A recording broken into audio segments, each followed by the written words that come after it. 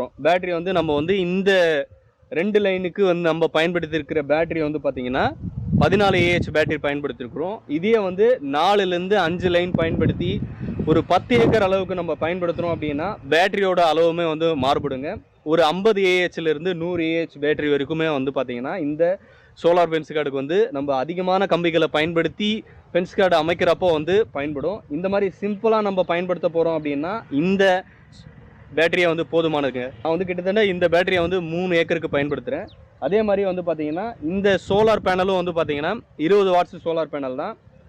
நாம் வந்து இதை அதிகமான அளவு கம்பிகளை பயன்படுத்தி சோலார் ஃபென்ஸ் கார்டு அமைக்க போகிறோம் அப்படின்னா ஒரு 10 ஏக்கருக்கு அமைக்க போகிறோம் அப்படின்னா நம்ம சோலார் பேனலோட அளவுகளையும் வந்து பார்த்திங்கன்னா கூட்டிக்கணும். 50 வாட்ஸ் சோலார் பேனல் பயன்படுத்தி 50 AH பேட்டரியை பயன்படுத்தி நாம் யூஸ் பண்ணோம்னா சோலார் ஃபென்ஸ் கார்டை வந்து பார்த்திங்கன்னா 10 ஏக்கர் வரைக்குமே இந்த பாக்ஸை வச்சு நம்ம யூஸ் பண்ணலாங்க.